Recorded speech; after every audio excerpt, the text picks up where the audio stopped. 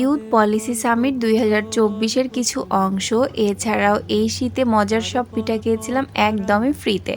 তো কোথায় গিয়ে ফ্রিতে পিঠা খেয়েছিলাম সব কিছুই বলবো আজকের ভিডিওতে। তো চলো ভিডিওটা শুরু করা যাক। আসসালামু আলাইকুম, হ্যালো এভরিওয়ান, কি অবস্থা সবার? রাত 12:30টায় আমরা রওনা দিই আমাদের সামিটের উদ্দেশ্যে। আর ফুড ভিলেজে আমাদেরকে একটা স্টপেজ দেওয়া হয় যখন আমরা ফ্রেশ হয়ে একটু নাস্তা করে নিচ্ছিলাম। যদিও আমরা সবাই খেয়ে বাসে উঠেছিলাম, তারপরেও আর কি। তো ভোর 6টার দিকে আমরা বাস থেকে নামি আর বিএলসিতে পৌঁছাই 6টা 15-র দিকে। আর দেখো কতগুলো ব্যাগপত্র নিয়ে আমরা বসে আছি। যদিও আমাদের চেক ইনের টাইম কিন্তু ছিল ভোর 7টা থেকে, তবে আমরা যেহেতু আগেই গিয়েছি তাই আমাদেরকে রুমের চাবি দিয়ে দেওয়া হলো। আর আমরা রুমে গিয়ে ফ্রেশ হয়ে নিচে নামি নাস্তা করার জন্য। আর এখানে কিন্তু প্রত্যেক বেলাতে এমন লাইনে দাঁড়িয়েই খাবার নিতে হয়, মানে সব কিছু একদম নিয়ম শৃঙ্খলার মধ্যে। আর এই যে আমার বন্ধু হানজালা কাকে যেন ডাকছিল, নিশ্চয়ই কোনো মেয়েকেই ডাকছিল। আর সবাই মিলে সকালের নাস্তা শেষ করে রেডি হয়ে যে যার টিম নিয়ে বাসে উঠে গেলাম। আর এই বাসে যাওয়ার সময় যে কী পরিমাণ শান্তি লাগছিল, কারণ কোনো প্রকারের জ্যাম ছিল না। মানে আমরা বাংলা একাডেমিতে পৌঁছাই মাত্র 20 মিনিটের মধ্যে। মানে খুবই বেশি শান্তি লাগছিল, কারণ সকাল সকালে জ্যাম থাকলে একদম মুডটাই নষ্ট হয়ে যেত। তো যাই হোক, এই যে আমরা অলরেডি পৌঁছে গিয়েছি বাংলা একাডেমিতে। আর সবাই একে একে এন্ট্রি নিচ্ছিল।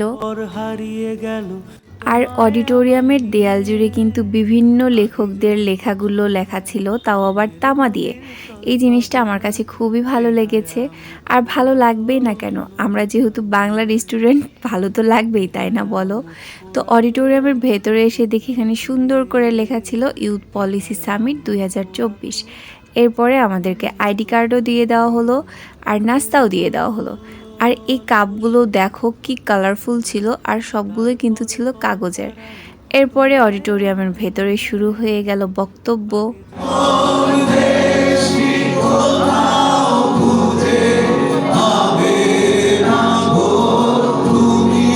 আর এইখানে কিন্তু আমাদের ইউথ ফর পলিসির প্রোগ্রামগুলোর ছবি অ্যাটাচ করা ছিল, মানে পলিসি ক্যাম্প এক্সের বা আরও যে প্রোগ্রামগুলো ছিল সেগুলোর ছবি, যার মধ্যে আমারও একটা ছবি ছিল, যেটা দেখে তো খুবই খুশি হয়ে গিয়েছিলাম।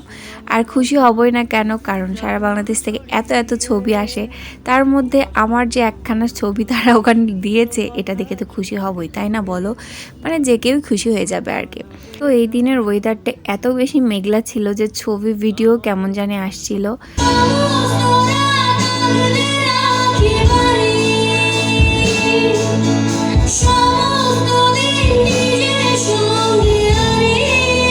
তো এরপরে আমরা আমাদের সন্ধ্যার নাস্তা করে নিলাম আর গাড়িতে উঠে গেলাম।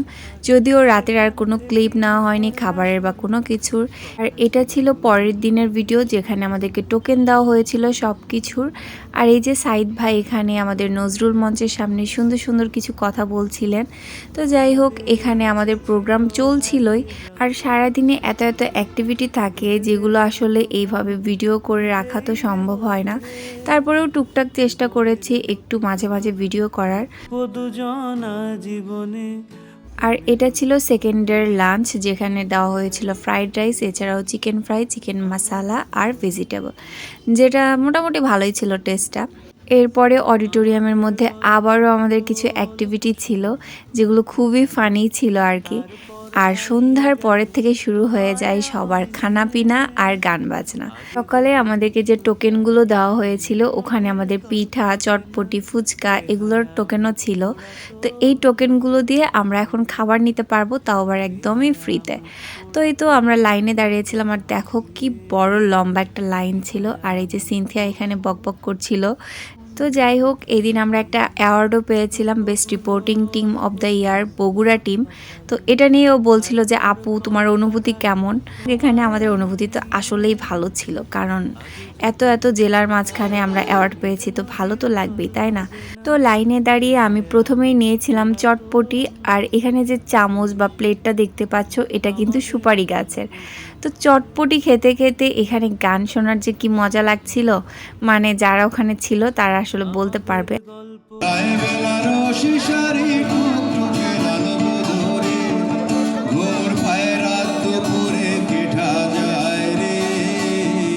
এরপর আমি আবারও লাইনে দাঁড়াই ভাপা পিঠা নেওয়ার জন্য।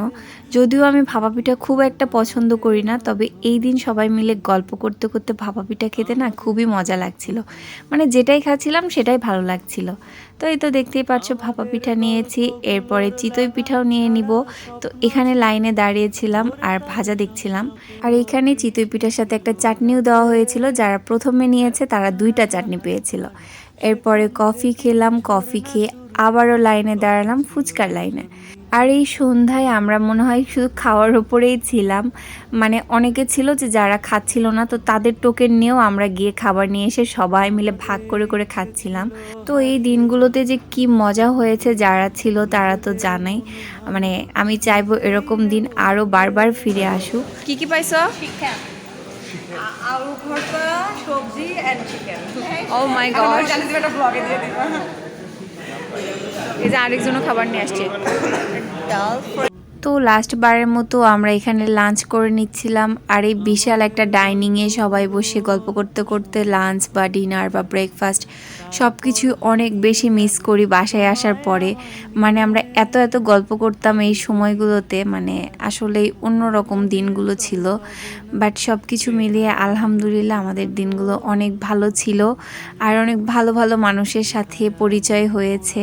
তো আজকের ভিডিওটা ছিল এ পর্যন্তই। এই ভিডিওটা যদিও অনেক বেশি লং হয়ে গেছে, কিন্তু আমি চাচ্ছিলাম না যে কোনো ভিডিওই খুব একটা কাট করতে, কারণ যতগুলো ভিডিও করেছি সবগুলোর মধ্যেই টুকটাক আমাদের স্মৃতি রয়েছে।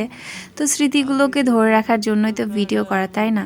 তো সবাই ভালো থাকো, সুস্থ থাকো, আর পেজের সাথে থাকো। আল্লাহ হাফেজ।